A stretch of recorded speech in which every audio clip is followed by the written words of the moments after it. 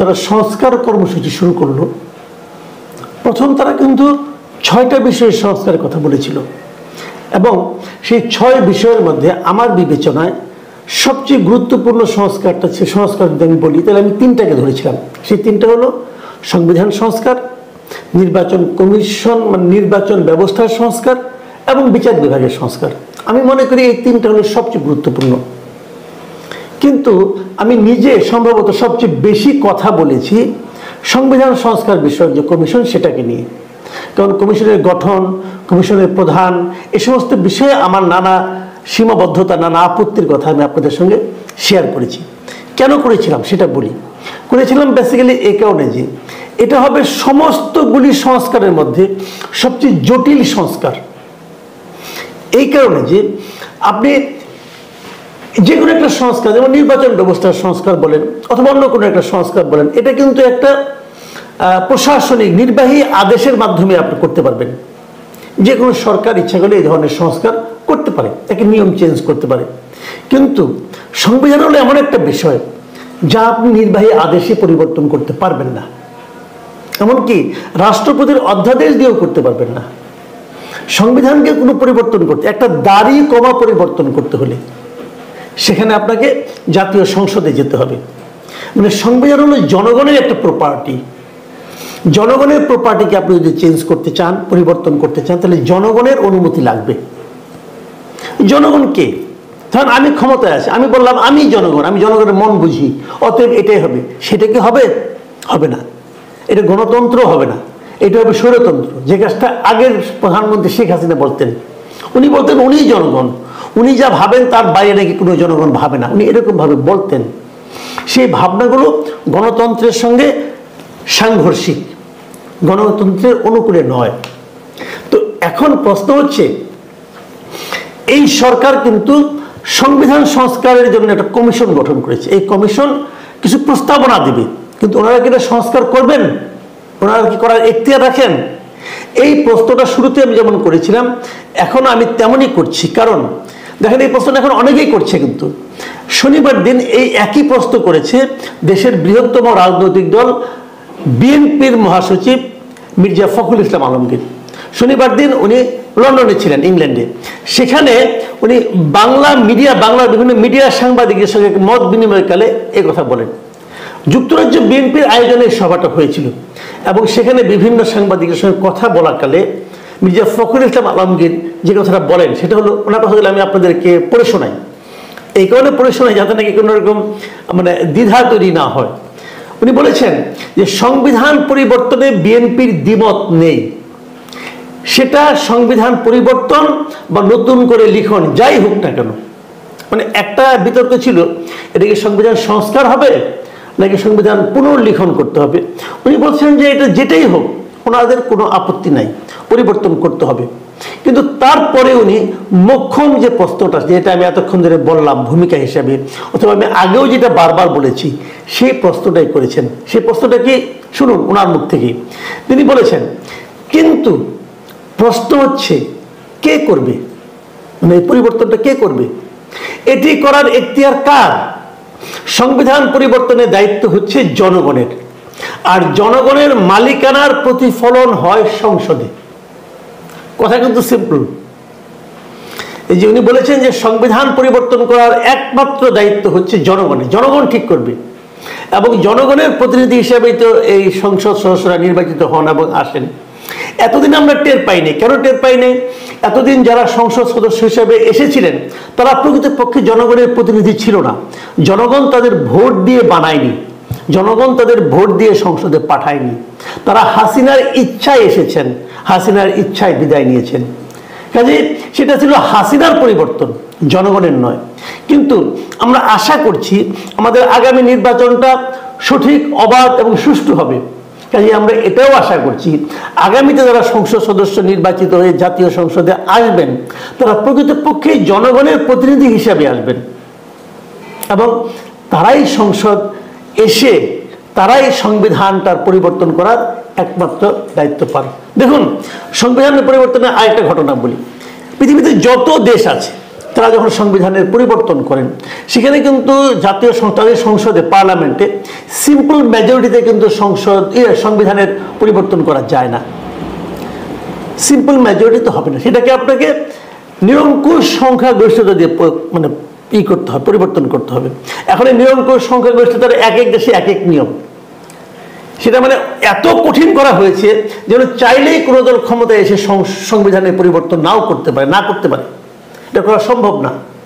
অনেক জটিল একটা কাজ। কিন্তু যেমন উদাহরণ দিয়ে বলি, এই মুহূর্তে ভারতে বিজেপি সরকার আছে, তারা কিন্তু চাইলেই সংবিধানের কোনো পরিবর্তন করতে পারবে না।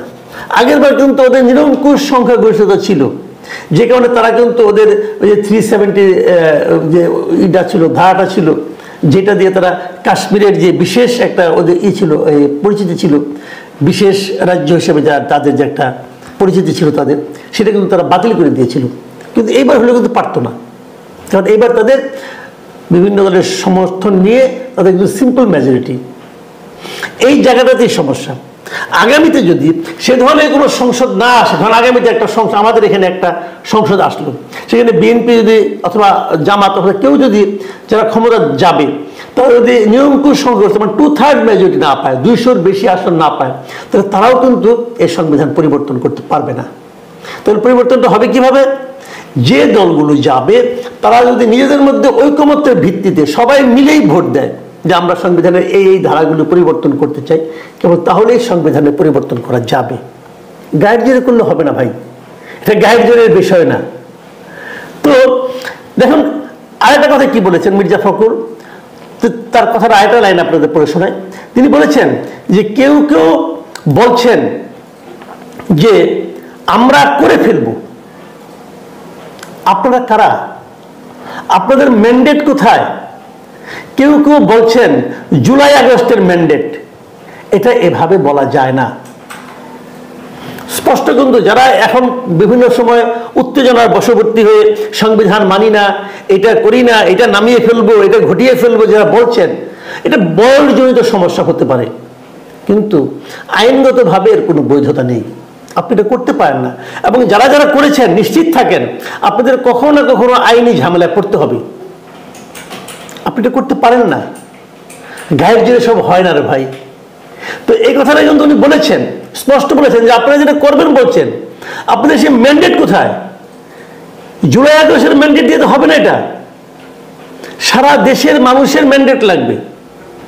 এত সহজ না। রাজনীতি, রাষ্ট্রনীতি এত সহজ না। এই জিনিসটা বুঝতে যারা দেরি করবেন তারা আসলেই সমস্যা পড়বে না বলে আমি মনে করি। এই যে কথাটা আমি বললাম, দেখেন এই সরকারের বলছেন আমরা জাতীয় ঐক্য করব, জাতীয় ঐক্য সবার সঙ্গে মিলেমিশে করব, বলছেন তো করছেন কি আসলে?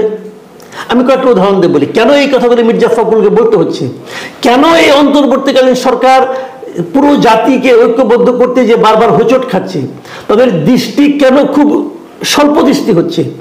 একটা উদাহরণ দিয়ে বলি, তাহলে বুঝবেন। এই আলোচনাটা আমার আগে করা উচিত ছিল, কিন্তু আমি করিনি, এখন ইফাকে করে নিচ্ছি। দেখুন এই সরকার জাতীয় ঐক্যের স্বার্থে কার কার সঙ্গে এই বন্ধু বসেছেন? ছাত্রদের সঙ্গে বসেছেন, পলিটিক্যাল পার্টির সঙ্গে বসেছেন এবং ধর্মীয় নেতাদের সঙ্গে বসেছেন। ঠিক আছে, ছাত্রদের সঙ্গে বসেছেন যখন, ধরলাম আমি ছাত্রলীগ নাই, ধরলাম কি দেশটা সত্যই ছাত্রলীগকে আপনারা নিষিদ্ধ করছেন, ছাত্রলীগ নাই। আপনারা যে ছাত্রদের মধ্যে কাদের কাদের নিয়ে বসেছেন? আপনারা কেবল বসেছেন বৈষম্যবিরোধী ছাত্র আন্দোলনের লিডারদের নিয়ে। তারাই কি আমাদের ছাত্রদের প্রতিনিধিত্ব করে? কোথায় ছাত্রদল? কোথায় সমাজতান্ত্রিক ছাত্র ফ্রন্ট? কোথায় ছাত্র ইউনিয়ন? এদেশে কি বসেছেন? বসা হয়েছিল আপনাদের? হয়নি। ডাকেননি কেন? ছাত্রদল এই মুহূর্তে দেশের সবচেয়ে বৃহত্তম ছাত্র সংগঠন, তারা মানবে কেন? আমি দেখলাম এর মাঝখানে এই ছাত্র দলগুলো আবার একত্র হয়ে বসেছিল, 26টা ছাত্র সংগঠন, কয়েকদিন আগের ঘটনা, এবং তারা ওই ঘটনার সমালোচনা করেছে। তারা বলেছে যে তাদের ডাকা উচিত ছিল, এবং তারা ওখানে একটা মারাত্মক কথা বলেছে। কিন্তু আমি সেই কথাটা আপনাদেরকে একটু পড়ে শোনাই। সেই সভার পরে যে বিজ্ঞপ্তি দেওয়া হয়, সেই বিজ্ঞপ্তিতে দেখা যায় যে ছাত্র নেতারা বলেছেন যে অভ্যুত্থানের পর থেকেই বৈষম্য বিরোধী ছাত্র আন্দোলনের নেতারা অভ্যুত্থানে অংশ নেওয়া ছাত্র সংগঠনগুলোকে অপরায়ণের দিকে ঠেলে দিয়েছেন। অভ্যুত্থানে যে জাতীয় ঐক্য গড়ে উঠেছিল গোষ্ঠীগত স্বার্থ উদ্ধারে ব্যবহারের কারণে তা ভেঙে যাওয়ার উপক্রম হয়েছে। এই জাতীয় ঐক্যে যদি ভাঙনের সৃষ্টি হয় তার দায় বৈষম্য বিরোধী ছাত্র আন্দোলনের নেতারা কোনোভাবে অস্বীকার করতে পারবে না। বুঝুন এবার।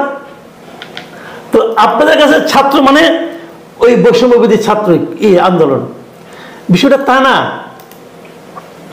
এই ঘটনার মাধ্যমে প্রমাণ হয়েছে যে আমাদের এই অন্তর্বর্তীকালীন সরকারের দৃষ্টি খুবই অল্প দূর পর্যন্ত যায়। দূরদৃষ্টি বলতে যে জিনিসটা বোঝায় সেটা তাদের আসলে নেই। আর এই দূরদৃষ্টি না থাকার যোগ্যতা নিয়ে যদি আপনারা সংবিধান সংশোধন করতে যান বিপদে পড়বেন, আসলেই বিপদে পড়বেন। আমি আশা করি সামনের দিনগুলোতে আপনারা সচেতনভাবে ধীর স্থিরভাবে আগে পাছে চিন্তা করে সিদ্ধান্ত নেবেন এবং সেই অনুযায়ী কথা বলবেন। প্রিয় দর্শক, এখন এই পর্যন্তই।